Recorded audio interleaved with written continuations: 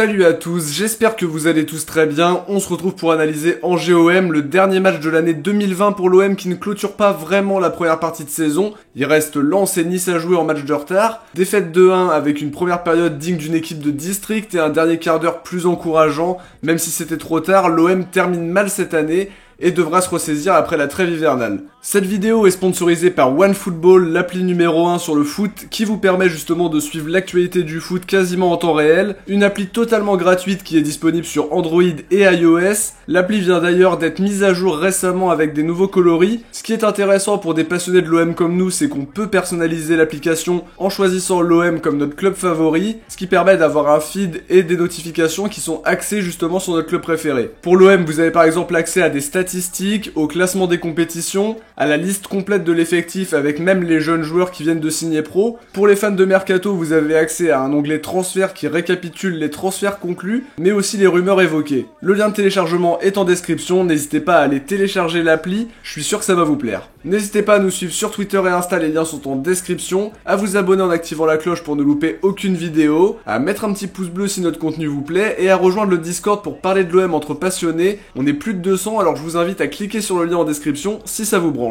N'oubliez pas de nous donner votre avis sur le match, qu'avez-vous pensé de la prestation de l'OM et de leur adversaire, mais aussi qui sont vos tops et vos flops ce soir, on vous attend en commentaire pour avoir votre ressenti. On commence directement en parlant de la compo d'équipe alignée par Villas-Boas ce soir. C'est un 4-3-3 si on en croit la compo dévoilée par les réseaux sociaux officiels de l'OM. On pense aussi à un 4-4 de losange, même si le système est hybride. Mandanda comme d'hab, Nagatomo à gauche, Sakai à droite, Alvaro Etxaeta en charnière, Camara en sentinelle, Rongier et Cuisance un cran plus haut, Payet à gauche, Germain sur l'aile droite et Benedetto dans l'axe. En cas de besoin, tu peux switch sur un 4-4 de losange ou rester en 4-3-3, une façon aussi de brouiller les pistes pour l'adversaire. Le problème c'est que ce soir ça fonctionne pas. Pour analyser le match, on va revenir d'abord sur un fait vraiment constant. On encaisse très vite les buts et très franchement Pereira lâche vient la chercher. Rongier n'est pas assez bien placé pour enrayer cette action. Je suis vraiment agacé de voir des buts comme ça qui nous obligent à commencer le match en voulant revenir au score. Ça c'est très frustrant. Après on passe très proche d'une situation bien galère. Fulgini ne cadre pas sur une contre-attaque rapide. Beaucoup de leçons à retenir de ces deux premières situations puisque l'OM a envie d'aller chercher l'égalisation mais manque de justesse, d'inspiration dans le premier quart d'heure et passe très proche du 2-0 pour les Angevins. Je trouve qu'il y a eu trop de passes ratées et clairement c'est inadmissible à ce niveau. On se fait prendre dans la profondeur et clairement on donne les actions. Ça m'interpelle beaucoup parce que c'est souvent le cas. Angers se crée des actions, propose du jeu, ce qu'on n'a pas su faire nous comme souvent. La première mi-temps est pour le SCO, il y avait de l'idée chez eux. De notre côté, pas d'occasion franche, que des passes ratées, des contrôles exécrables, aucun appel intéressant, absence totale de profondeur, mais ça on le sait, c'est peut-être l'une des premières périodes les plus ridicules qu'on ait fait depuis longtemps, et quand on voit ça, à quoi on peut s'attendre du côté de l'OM, quelle perspective on peut avoir avec cette équipe tellement ils nous ont déçus dans le contenu, des victoires généreuses parfois mais jamais très convaincantes. Honnêtement, j'ai de très grosses interrogations pour cet OM là que je ne vois pas capable de faire grand chose, en tout cas pas sur la durée. Ce soir les passes sont trop appuyées, les joueurs sont pas dedans et c'est catastrophique vraiment. J'ai honte de voir cet OM là. Le pire dans tout ça, c'est que ce sont des reproches plus que récurrents. J'entends Rongier dire à la mi-temps devant les caméras qu'il va falloir se dire les choses dans le vestiaire, mais ça fait 20 fois que vous le dites ça. Y a rien qui change, aucun signe de révolte alors qu'on est mené 2-0 par une équipe qu'on doit battre 1000 fois. Sur cette première période, rien à dire, Angers mérite son score parce qu'on est pitoyable. Pas de mouvement, pas de mobilité, aucun signal positif, et que j'entende pas dire que c'est la météo ou la pelouse parce que les excuses ça va 5 minutes. J'essaye toujours d'être modéré dans ce que je dis dans mes analyses, mais là c'est trop. Vous êtes une bande de clowns qui ne mérite pas de porter ce maillot si prestigieux. Nos bons résultats vont être des lointains souvenirs parce que là il y a rien du tout. Le néant total, et on va même pas parler d'une question de moyens parce qu'Angers n'a pas de moyens et montre de bonnes choses. Ils ont été bons mais on est nuls. C'est pas l'OM que j'aime ça. C'est l'OM des dernières saisons qui est capable du meilleur comme du pire. On n'a aucune régularité. Vous nous faites honte tout simplement. S'il y avait des supporters au Vélodrome, vous vous feriez allumer au prochain match. Mais là vous vous comportez comme des sénateurs qui ne font qu'encaisser leur salaire. C'est lamentable, à ce rythme-là, je veux voir des jeunes, ils auront de meilleures intentions et ils seront beaucoup moins nonchalants que les autres. Alors pour ce qui est après la première mi-temps, la reprise est tout autant ridicule que la première, pas de mouvement et un seul changement avec la sortie de Sakai, l'entrée de Kawi et Nagatomo qui bascule sur l'aile droite. Il faudra attendre l'entrée de Thauvin et de Luis Enrique pour que ça bouge un peu. Les choix de base de Villas-Boas n'ont pas été bons ce soir. Je pense notamment à l'absence de Thauvin du 11, on sait pas si c'est une sanction par rapport à ses propos à la fin du dernier match ou si c'est pour créer un électrochoc, mais en tout cas ça nous a cruellement manqué. Germain sur l'aile droite c'est impossible, faut le mettre à deux attaquants.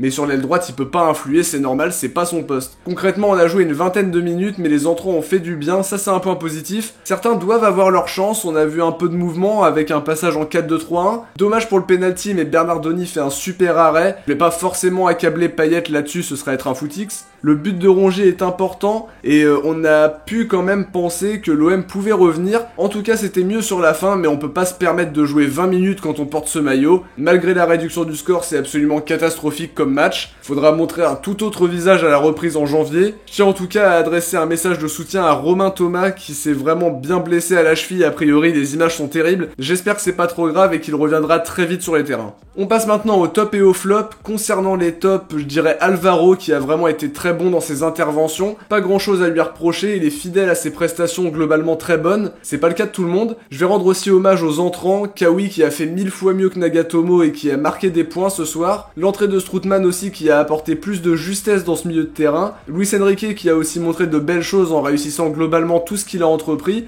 et qui a marqué des points lui aussi. Malgré une première mi-temps très compliquée, Rongier a fait le boulot en deuxième, à la récup et avec son premier but sous les couleurs de l'OM. Thauvin lui, on a senti son apport parce qu'on a ressenti aussi son absence et son entrée a été super intéressante. Concernant les flops, Nagatomo a été vraiment nullissime, vous allez vous rendre compte dans les notes. C'est pas la première fois et c'est bien le problème. On l'a même vu galérer sur une touche, pour un latéral c'est inimaginable. Des pertes de balles abusées, toujours débordées. Pareil pour Sakai qui a fait un match vraiment exécrable, toujours pris dans son dos. Il confirme l'inquiétude qu'on a d'avoir ces deux latéraux là en titulaire, qui sont trop souvent des poids morts pour l'équipe. Cuisance dans un rôle de relayeur a encore fait un mauvais match, ça devient inquiétant même si je doute pas du tout de ses qualités que je trouve évidentes. Germain et Benedetto n'ont rien fait du match à part décrocher un peu. Benedetto était presque plus ailier gauche que dans l'axe, mais bon ça c'est pas grave, hein, faut s'habituer. Et donc c'était vraiment encore trop insuffisant et je me demande encore s'ils ont vraiment joué ce soir. Pour les notes, je donne un 5 à Mandanda à qui je ne reproche pas grand chose, le problème ne vient pas de lui à mon sens. 0 pour Nagatomo que je trouve vraiment exécrable à tous les points de vue. Je crois que c'est la première fois que je vais aussi bas pour un joueur, mais il y a rien pour le sauver, je veux plus le voir sur le terrain, c'est simple. 2 pour Sakai, très mauvais également ce soir, peut-être un peu cramé par l'enchaînement des matchs. 6 pour Alvaro qui a été solide. 5,5 pour Chaetatsar qui a souvent manqué de précision sur ses relances mais qui a fait le boulot défensivement. 3,5 pour Camara qui a été en difficulté ce soir comme sur les deux derniers matchs. La trêve va lui faire du bien. 5 pour Rongier grâce à son but et sa deuxième mi-temps bien plus rayonnante. 2 pour Cuisance qui a été totalement transparent et qui a perdu beaucoup de ballons. 4 pour Payet malgré sa passe D, il rate tous ses coups de pied arrêtés alors que c'est censé être sa spécialité. On aurait aimé le voir capitaliser sur le penalty mais Bernardoni fait un super arrêt. 2 pour Germain, 2 pour Benedetto qui n'ont rien montré de bon ce soir, à croire qu'ils ont même pas joué. Pour les remplaçants, je donne un 6 à Kawi qui a fait une entrée intéressante au poste de latéral gauche où il doit logiquement prendre la place de Nagatomo en doublure. 6 aussi pour Luis Enrique qui a montré de bonnes choses en étant juste dans ses mouvements, dans ses transmissions. 5,5 pour Strootman qui a été précis dans ses transmissions et a marqué des points ce soir alors qu'on ne lui fait jamais confiance. 5,5 pour Thauvin qui a été important par son entrée, souvent trouvé sur son aile droite, il lui manque quand même l'aspect décisif. Je ne note pas Marley Ake qu'on a trop peu vu mais qui doit laisser le ballon à Douillet sur une des dernières occasions marseillaises. Avant de finir cette vidéo, on va découvrir qui vous avez élu en tant que Marseillais du match d'OM Reims. C'est Florian Thauvin qui l'emporte avec 80%, derrière Rongier reçoit 9% de vos votes et Mandanda 6% pour fermer le podium. Le sondage pour Angers OM est disponible dans l'onglet communauté. Je vous encourage à aller lire soit le meilleur, soit le moins pire des Marseillais de ce soir. C'est déjà la fin de cette vidéo, j'espère qu'elle vous a plu malgré le résultat très décevant.